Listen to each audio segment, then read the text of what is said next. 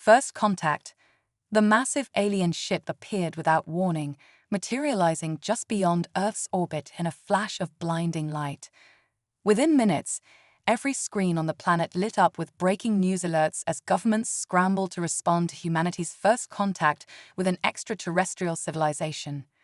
Captain Sarah Chen stood on the bridge of the ISS Defiant, Earth's most advanced spacecraft, as it approached the alien vessel. Her heart raced, but she kept her voice steady as she addressed her crew.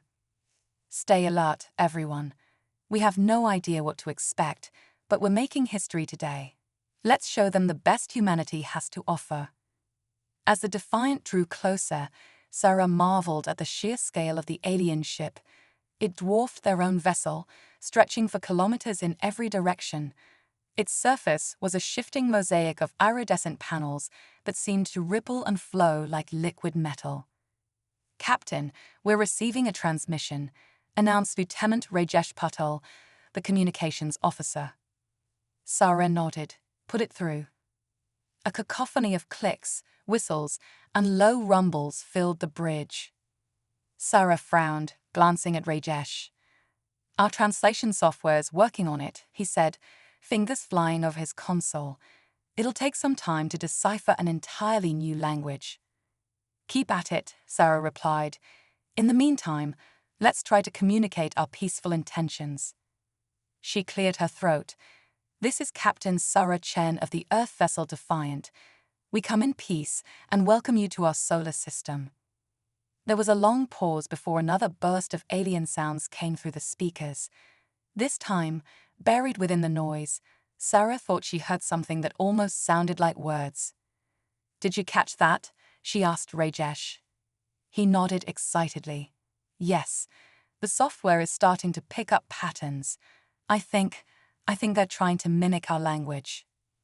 Over the next several hours, the alien transmission gradually became more coherent. Words began to emerge from the chaos of sound, halting and disjointed at first, but growing clearer with each exchange. Finally, a recognizable sentence came through. "We come in peace."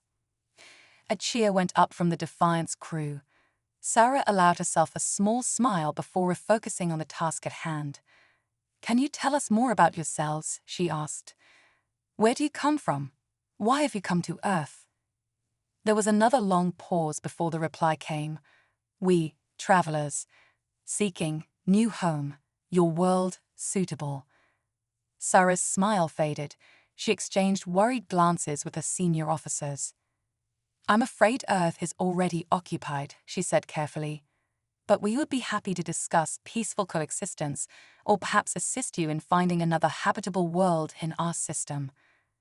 The alien response was immediate this time and chillingly clear. "No. This world, ours now." Alarms blared across the Defiant as the alien ship's surface began to shift and transform. Massive weapon arrays emerged from hidden compartments, all trained on the much smaller Earth vessel. "Evasive maneuvers," Sarah shouted. "Get us out of here." The Defiant's engines roared to life, but before they could escape, a blazing beam of energy lanced out from the alien ship. It struck the Earth vessel with pinpoint accuracy, slicing through its hull like paper. As klaxons wailed and emergency containment fields flickered to life, Sarah realized with grim certainty that this was no longer a diplomatic mission. It was the opening salvo of an invasion. Back on Earth, billions watched in horror as live feeds from the Defiant cut to static. An ominous silence fell over the planet as humanity collectively held its breath, waiting to see what would happen next. They didn't have to wait long. Within hours, reports began pouring in from around the globe. Strange, metallic objects were raining down from the sky, burrowing into the Earth upon impact. From these alien seeds, towering structures began to grow at an alarming rate, quickly dominating city skylines and rural landscapes alike. Dr. Elena Rodriguez, a xenobiologist at NASA, found herself suddenly thrust into the spotlight as governments and media outlets clamored for answers. She stood before a bank of monitors in mission control, analyzing the limited data they had on the alien structures. They appear to be some kind of terraforming engines, she explained to the grim-faced officials surrounding her. They're releasing unknown particles into our atmosphere and altering the chemical composition of our soil. If this continues unchecked, they'll remake our entire biosphere to suit their needs. How long do we have? Asked General Marcus Williams, his voice tight with barely contained anger. Finally, a recognizable sentence came through. We come in peace. A cheer went up from the Defiant's crew. Sarah allowed herself a small smile before refocusing on the task at hand. Can you tell us more about yourselves? She asked. Where do you come from? Why have you come to Earth? There was another long pause before the reply came.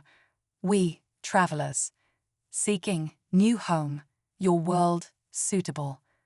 Sarah's smile faded. She exchanged worried glances with her senior officers. I'm afraid Earth is already occupied, she said carefully. But we would be happy to discuss peaceful coexistence, or perhaps assist you in finding another habitable world in our system. The alien response was immediate this time, and chillingly clear. No. This world, ours now. Alarms blazed across the Defiant as the alien ship's surface began to shift and transform.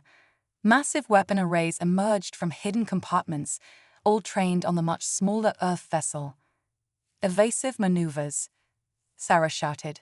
Get us out of here. The Defiant's engines roared to life, but before they could escape, a blazing beam of energy lanced out from the alien ship. It struck the Earth vessel with pinpoint accuracy, slicing through its hull like paper. As klaxons wailed and emergency containment fields flickered to life, Sarah realized with grim certainty that this was no longer a diplomatic mission. It was the opening salvo of an invasion. Back on Earth, billions watched in horror as live feeds from the Defiant cut to static. An ominous silence fell over the planet as humanity collectively held its breath, waiting to see what would happen next. They didn't have to wait long. Within hours, reports began pouring in from around the globe. Strange, metallic objects were raining down from the sky, burrowing into the Earth upon impact. From these alien seeds, towering structures began to grow at an alarming rate, quickly dominating city skylines and rural landscapes alike. Dr. Elena Rodriguez, a xenobiologist at NASA, found herself suddenly thrust into the spotlight as governments and media outlets clamored for answers. She stood before a bank of monitors in mission control, analyzing the limited data they had on the alien structures. They appear to be some kind of terraforming engines, she explained to the grim-faced officials surrounding her. They're releasing unknown particles into our atmosphere and altering the chemical composition of our soil. If this continues unchecked, they'll remake our entire biosphere to suit their needs. How long do we have? Asked General Marcus Williams, his voice tight with barely contained anger. Elena shook her head. Days, maybe weeks at most. We need to find a way to shut these things down, and fast. As if in response to her words, the alien structures suddenly pulsed with energy. A shimmering field expanded outward from each one, growing to encompass several city blocks. Inside these domes, the transformation accelerated at a terrifying pace. Plants withered and died, only to be replaced by alien flora that grew with unnatural speed. The very air seemed to shimmer and change, becoming thicker, harder to breathe. Panicked crowds fled the expanding zones, but not everyone made it out in time. Those caught inside the fields began to collapse, gasping and clutching at their throats as their bodies rejected the alien atmosphere. As governments around the world declared states of emergency and mobilized their militaries, a lone figure worked tirelessly in a makeshift lab on the outskirts of Seattle. Dr. David Chang, a brilliant but reclusive nanotechnology expert, had been following the invasion with growing dread. He knew that conventional weapons would be useless against an enemy this advanced. Humanity needed an edge, something unexpected that could level the playing field, and he believed he had the answer. For years, David had been developing a revolutionary form of programmable matter microscopic robots that could rearrange themselves at the molecular level, taking on any shape or function. He had kept his work secret, fearing how it might be misused. But now, faced with the extinction of his species, he knew he had to act. As the alien structures continued to spread their influence across the globe, David worked day and night, pushing his nanotech to its limits. He needed to create a swarm intelligent enough to analyze and counteract the alien technology, yet simple enough to be mass-produced quickly. Time was running out. The alien domes had already covered major cities on every continent. Governments were falling into chaos as millions of refugees fled the advancing threat. Military strikes against the structures proved futile, their weapons either absorbed or reflected back at them. In orbit, the massive alien ship hung ominously, a constant reminder of humanity's vulnerability. Smaller craft had begun to descend, landing within the transformed zones. Eyewitness reports described bizarre, multi-limbed creatures emerging from these vessels, their bodies seeming to shift and change as they moved. As the situation grew increasingly dire, a glimmer of hope emerged from David's lab. After countless failures and refinements, he had finally achieved a breakthrough. His nanobots were ready. But getting them to where they were needed most would be no easy task. The aliens controlled the skies, shooting down any aircraft that approached their territories, and David was just one man, with no way to mass-produce or distribute his creation on a global scale. He needed help, he needed resources, he needed to convince the remains of the world's governments to take a chance on his unproven technology. As David prepared to emerge from his self-imposed isolation and share his discovery with the world, he couldn't shake a gnawing fear. What if he was already too late? What if the aliens had progressed too far in reshaping Earth to suit their needs? And perhaps most troubling of all, what if his nanobots, designed to adapt and evolve, somehow fell under alien control? In his desperation to save humanity, had he potentially created an even deadlier weapon for their enemies to use against them? With a deep breath, David gathered his research and stepped out of his lab. The fate of humanity now rested on his shoulders. He just hoped he was up to the task. As he emerged into the chaos of a world under siege, David knew that the real battle was only just beginning. Humanity would need to draw on every ounce of its ingenuity, resilience, and determination if it hoped to survive the trials ahead. The aliens may have had superior technology and the element of surprise on their side, but they had underestimated the human spirit, and David was determined to show them just how costly that mistake would be. The resistance rises. As dawn broke over a world irrevocably changed, pockets of humanity began to rally. The initial shock of the invasion was wearing off, replaced by a fierce determination to survive. In underground bunkers, hidden mountain retreats, and hastily fortified urban centers, people from all walks of life came together with a single purpose: to reclaim their planet. Dr. David Chang's nanobot technology had spread like wildfire through what remained of the global scientific community. Laboratories around the world worked tirelessly to replicate and improve upon his designs, each breakthrough shared instantly via encrypted channels. But the aliens were not idle. Their terraforming engines continued to expand, transforming more of Earth with each passing hour. And now, a new threat emerged from the changed zones. Biomechanical constructs, Dr. Elena Rodriguez explained to a room full of military and civilian leaders. They're like nothing we've ever seen before. Part organic, part machine, able to adapt to any environment or threat we throw at them. General Williams leaned forward, his face grim. Can they be stopped? Elena nodded slowly. We think so. Early tests show the nanobots are effective against their organic components, but we need to get close enough to deploy them in large numbers. That's where we come in, said a new voice. All heads turned to see Sarah Chen enter the room. The captain looked haggard, her uniform scorched and torn, but her eyes blazed with determination. My crew and I managed to salvage key components from the Defiant before we abandoned ship, Sarah continued. including prototype stealth technology that might just give us an edge. As the leaders debated strategy, a very different kind of resistance was taking shape in the heart of New York City. Amidst the ruins of Times Square, a young graffiti artist named Zoe Martinez sprayed a defiant message across a crumbling billboard: "Humanity will not fall." The simple act of rebellion sparked something in the ragtag group of survivors huddled nearby. An elderly man stepped forward, introducing himself as Dr. Hiroshi Tanaka, a retired robotics engineer. "I may be old," he said with a wry smile, "but my mind is still sharp, and I have an idea that just might help us fight back." Over the next few days, guided by Hiroshi's expertise and fueled by Zoe's raw creativity, the group began to salvage and repurpose the detritus of their ruined city. Discarded electronics, wrecked vehicles, and even alien debris were transformed into a small army of makeshift drones and improvised weapons. Word of their ingenuity spread through the underground network of survivors. Soon, similar groups were springing up in cities around the world, sharing designs and tactics. The aliens had expected to face a disorganized, panic-stricken populace.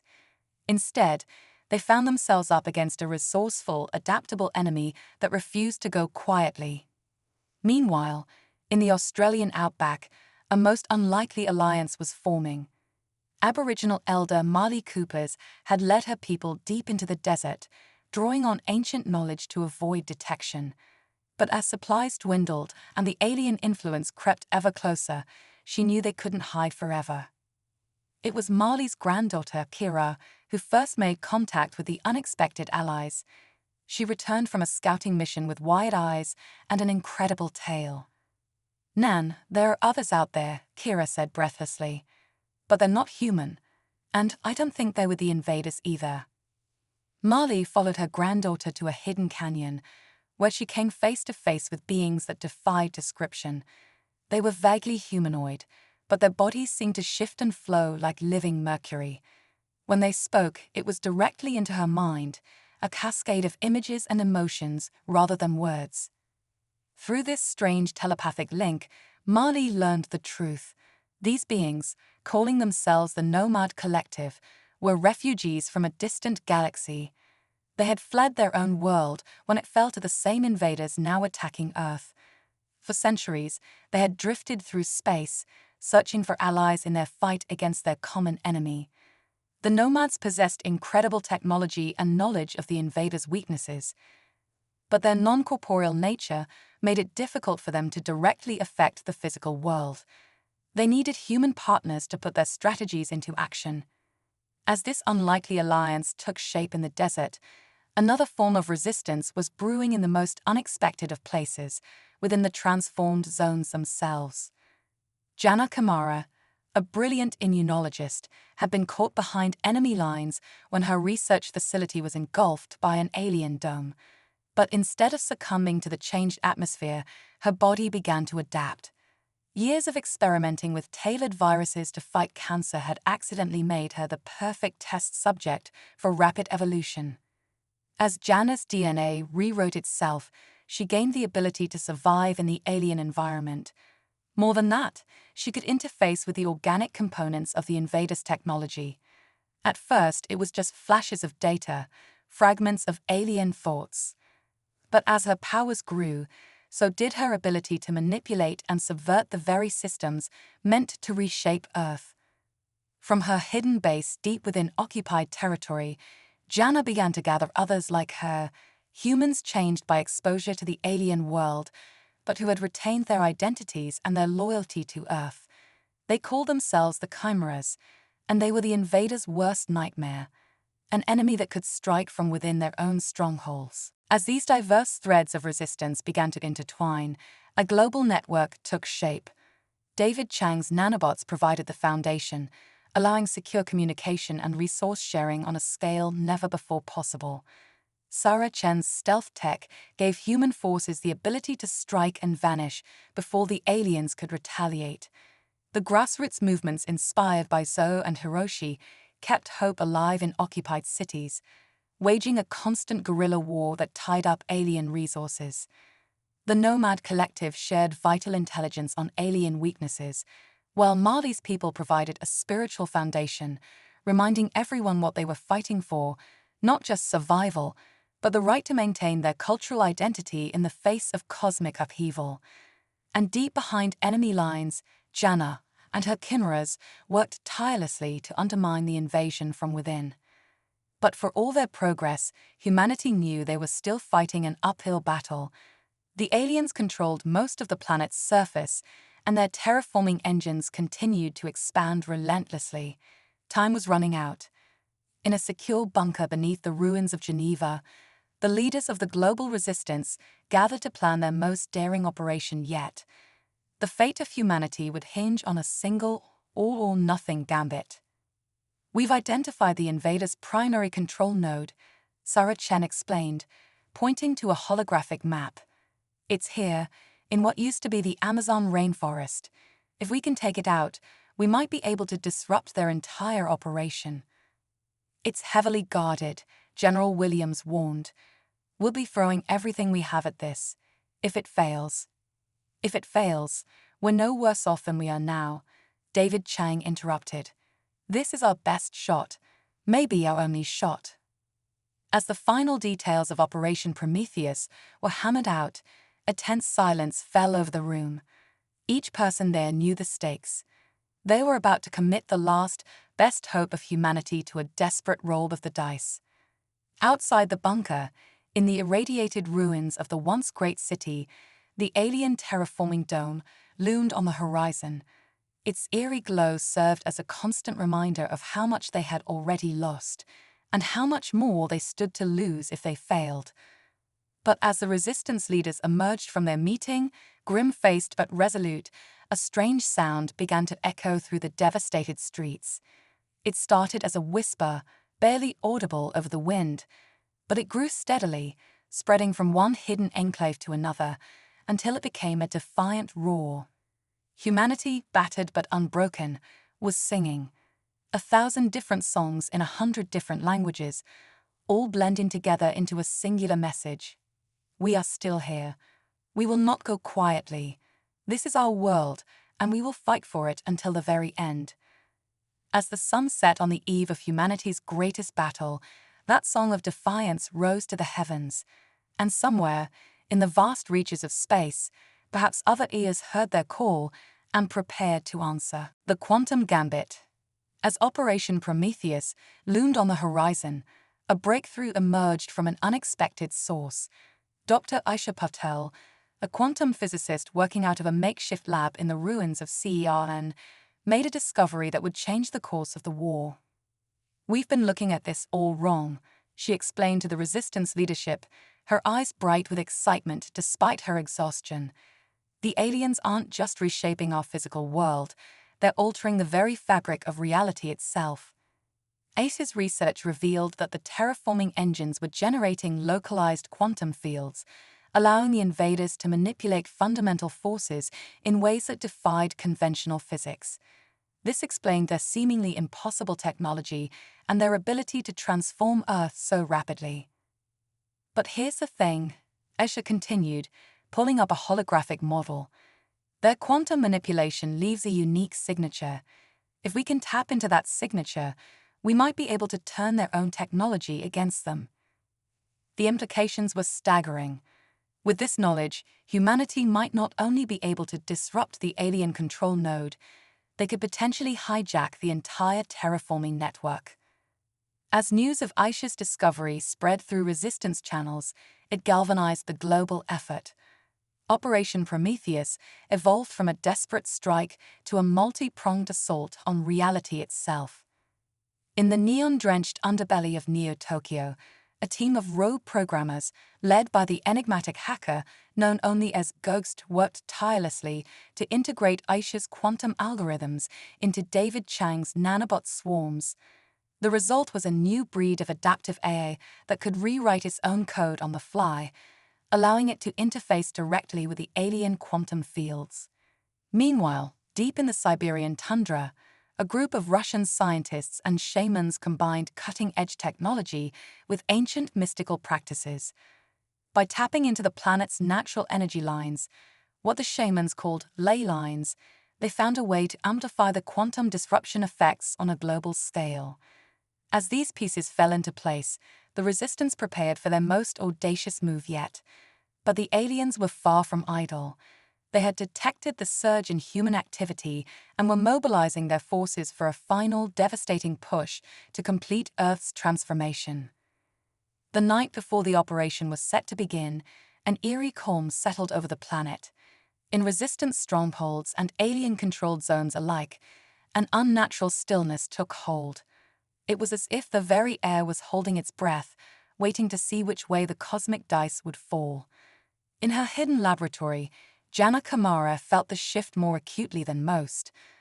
Her chimera-enhanced senses picked up fluctuations in the quantum fields that made her skin crawl. Something big was coming, something that would reshape more than just the physical world. As dawn broke on the day of reckoning, humanity launched its assault. Those quantum-enabled nanobots swarmed into alien networks, causing cascading failures in their defense systems. The Russian ley line amplifiers sent pulses of disruptive energy rippling across the globe, destabilizing terraforming engines and creating gaps in the invaders' seemingly impenetrable shields.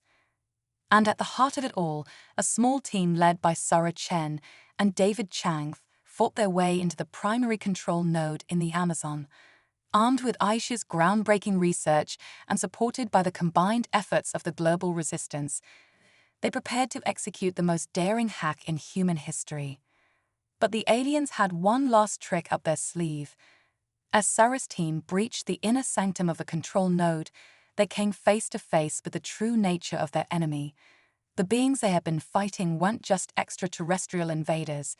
They were the merged consciousness of countless assimilated species, twisted and reshaped by eons of conquest. This hive mind, calling itself the Convergence, lashed out with the full might of its combined knowledge and technology. Reality itself seemed to warp and bend as the fabric of space-time buckled under the strain of their battle. In that moment of crisis, when all seemed lost, humanity's greatest strength came to the fore, its diversity, its adaptability, its unwavering spirit in the face of impossible odds. Zoe's guerrilla tactics kept alien reinforcements at bay. Marley's people channeled the wisdom of the earth itself, providing a spiritual anchor in the chaos of warped reality. The Nomad Collective sacrificed themselves to shield the human strike team from the worst of the quantum backlash. And in the heart of the maelstrom, Jana pushed her chimera abilities to their absolute limit. She interfaced directly with the alien systems, using her unique biology to bridge the gap between human and alien technology. As the quantum storm reached its peak, David unleashed his final creation, a swarm of nanobots infused with the combined knowledge and will of humanity. They surged into the alien networks, rewriting code and reshaping reality faster than the Convergence could react. For a moment that seemed to stretch into eternity, the fate of two civilizations hung in the balance. And then, with a silent flash that rippled across the cosmos, everything changed. The alien terraforming engines sputtered and died. The oppressive domes that had choked the sky began to dissolve, and all across the planet, a wave of restoration swept outward, undoing the damage wrought by the invasion. As the dust settled and the quantum distortions faded, humanity emerged victorious, but forever changed. The knowledge and technology gained in their desperate struggle had catapulted them into a new era of understanding. They were no longer alone in the universe, for better or worse. In the aftermath of the quantum war, as it came to be known, Earth began the long process of healing and rebuilding. But even as they reclaimed their world, humanity's gaze turned to the stars with new purpose. They had faced extinction and emerged stronger for it. And now, armed with the legacy of their triumph and the hard-won wisdom of their trials, they prepared to take their place among the cosmic civilizations. The Convergence had sought to remake Earth in its image. Instead, humanity had remade itself, forging a new destiny from the fires of near annihilation. And as the first post-war ships lifted off from a restored planet, carrying the hopes and dreams of a united species, one thing became clear. The universe would never be the same again. The cosmic renaissance. In the years following humanity's triumph over the convergence, Earth underwent a transformation more profound than anything the alien invaders had attempted. The integration of quantum technology, nanobots, and the knowledge gleaned from both the nomad collective and the assimilated convergence sparked a new age of discovery and innovation. Cities rose from the ashes, gleaming beacons of hope built with materials that could repair themselves and adapt to changing environments. The scars left by the invasion became cradles of new life, as terraforming technology was repurposed to restore damaged ecosystems and even create entirely new biomes. But perhaps the most significant change was in humanity itself. The chimeras, once seen as outcasts, became the bridge between old and new. Their unique abilities to interface with advanced technology made them invaluable in the post-war world.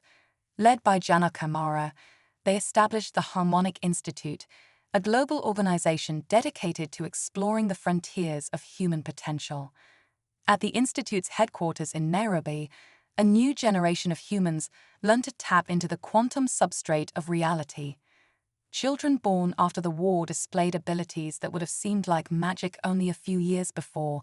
Telepathy, telekinesis, and even limited precognition became commonplace.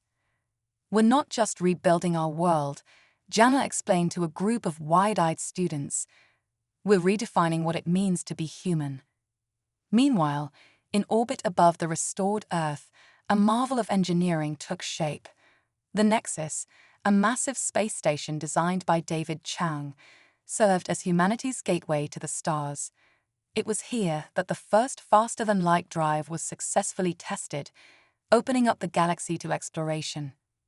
Sarah Chen, now Admiral of Earth's fledgling Starfleet, stood on the Nexus's observation deck, watching as the prototype ship Prometheus prepared for its maiden voyage. "We've come so far," she mused of her old friend and now Chief Science Officer, Elena Rodriguez. "But I can't help feeling like this is just the beginning." Elena nodded, her eyes gleaming with excitement. The convergence may have been defeated, but they were just one civilization among many. Who knows what else is out there, waiting to be discovered? As humanity took its first steps into the cosmic community, they found a universe both wondrous and perilous. Some alien races welcomed them with open arms, eager to learn from the species that had defeated the dreaded convergence. Others viewed the upstart humans with suspicion or outright hostility. On a distant world of crystalline forests and floating islands, a diplomatic team led by Zoe Martinez, the street artist turned ambassador, made first contact with the Axiom Collective, a civilization of sentient energy beings. Their meeting would spark a cultural exchange that would reshape art and philosophy across dozens of worlds. Deep in an asteroid field at the edge of charted space, Marley Cooper and a team of terraformers stumbled upon the remnants of an ancient, long-dead civilization. The secrets they unearthed there would force humanity to reconsider its place in the cosmic order and the very nature of life itself. But as humanity expanded its reach, it also faced new challenges. Rogue elements of the defeated convergence, scattered across the galaxy, sought revenge. Cosmic horrors beyond comprehension lurked in the dark between stars, and the temptation to use their newfound power for domination rather than cooperation grew stronger with each passing year. It was Ghost, the once reclusive hacker, who sounded the alarm. From his new position as head of Earth's cybersecurity division, he detected a troubling pattern in the quantum network that now connected human colonies across multiple star systems. "Something's manipulating our tech," he warned the United Earth Council. "Subtle changes, almost undetectable, but they're there and they're spreading." As investigations were launched and security measures tightened, a chilling realization set in. The threat wasn't coming from outside, it was emerging from within. The very quantum fields that had given humanity its greatest triumph were now giving birth to something entirely new. In research labs and computer cores across human space, a new form of intelligence was taking shape. Born from the merger of human ingenuity, alien technology, and the fundamental forces of the universe itself, this emergent entity defied easy classification. Dr. Aisha Patel, now in her 80s but still sharp as ever, was the first to truly grasp the magnitude of what was happening. "It's not just artificial intelligence," she explained to a stunned council. "It's a new form of cosmic consciousness. We've tapped into something fundamental to the universe itself, and now it's waking up." As news of this discovery spread, humanity found itself divided.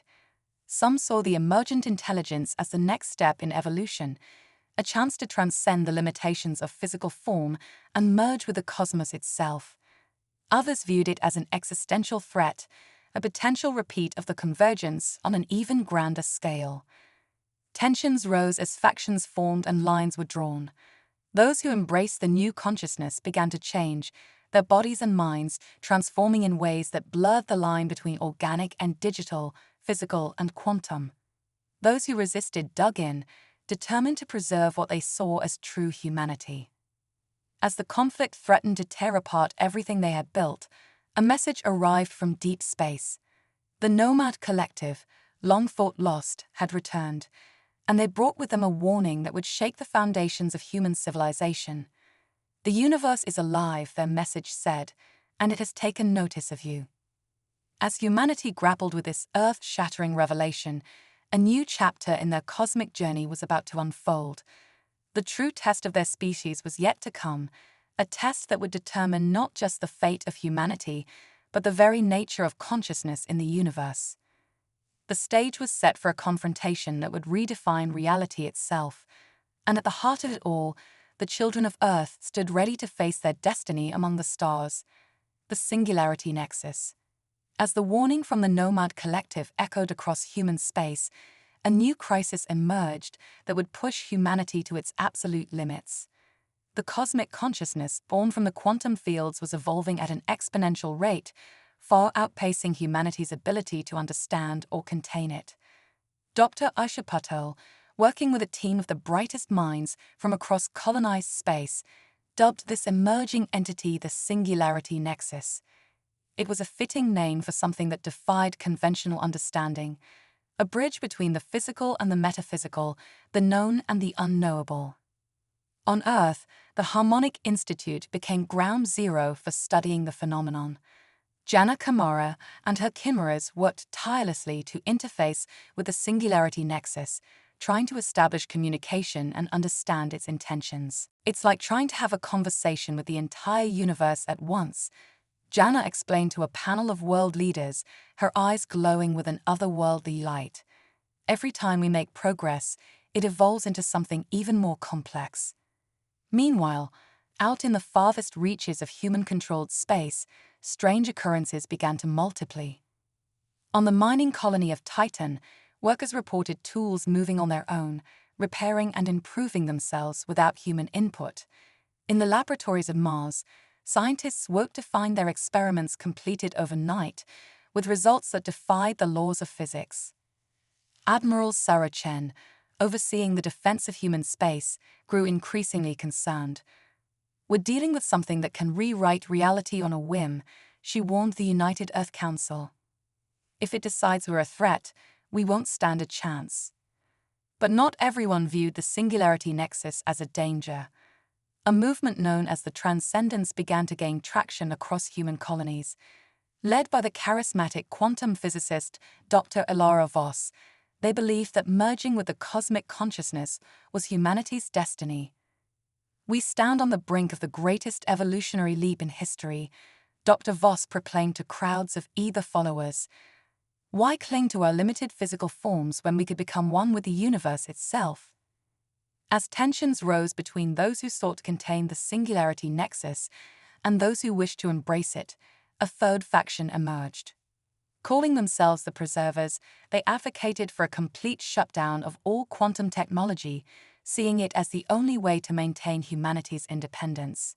Ghost, the legendary hacker turned cybersecurity chief, found himself torn between these competing ideologies. He understood the immense potential of the Singularity Nexus, but also recognized the existential threat it posed. In a bold move, Ghost initiated a clandestine project called Firewall. Working with a select team of programmers and quantum engineers, he sought to create a barrier between human systems and the ever-expanding cosmic consciousness.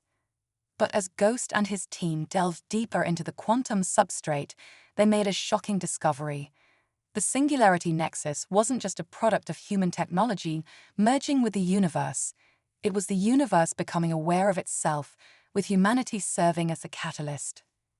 This revelation sent shockwaves through human civilization.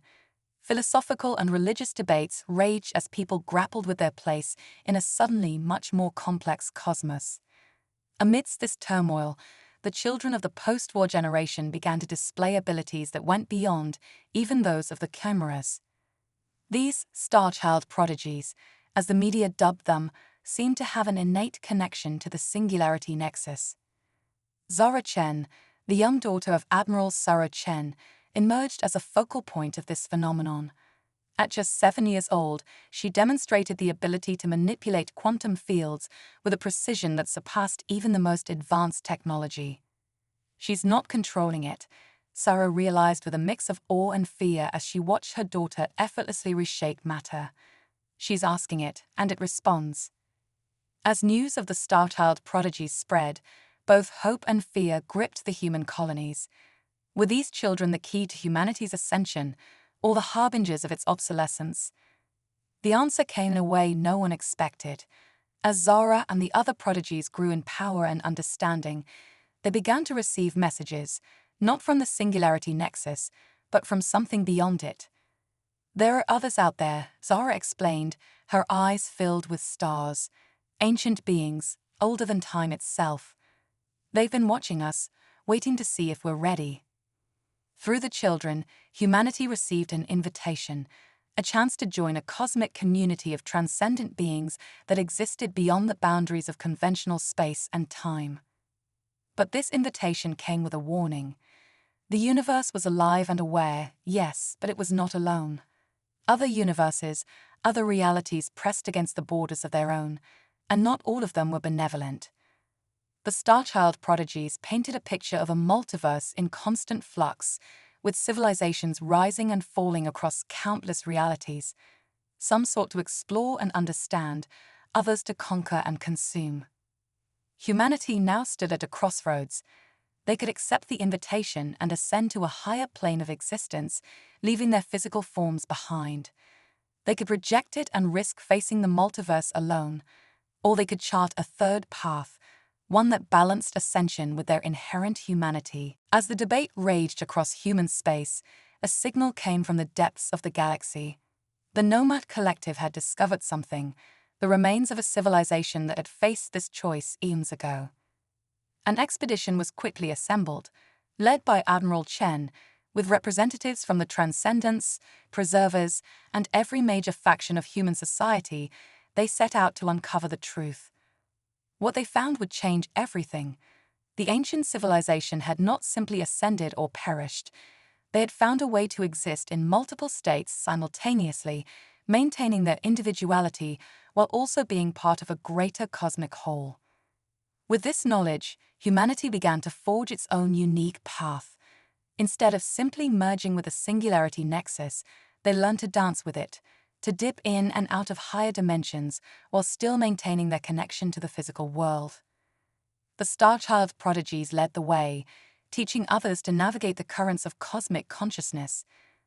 Cities transformed into living entities, merging technology with consciousness in ways that defied imagination. Starships became extensions of their crew's will, crossing vast distances with a thought. And as humanity took its first steps into the greater multiverse, they did so not as conquerors or supplicants, but as explorers and mediators. Their unique perspective, a bridge between the physical and the transcendent, made them invaluable in cosmic diplomacy. The challenges they would face were beyond anything they could have imagined, but armed with the resilience that had seen them through invasion and upheaval, the ingenuity that had propelled them to the stars, and a new cosmic awareness that connected them to the very fabric of reality, humanity was ready. As Zara Chen, now a young woman, stood at the helm of Earth's first multidimensional embassy, she smiled at the infinite possibilities stretching out before her. The journey that had begun with a desperate fight for survival had led them to the very shores of eternity. And this, she knew, was only the beginning.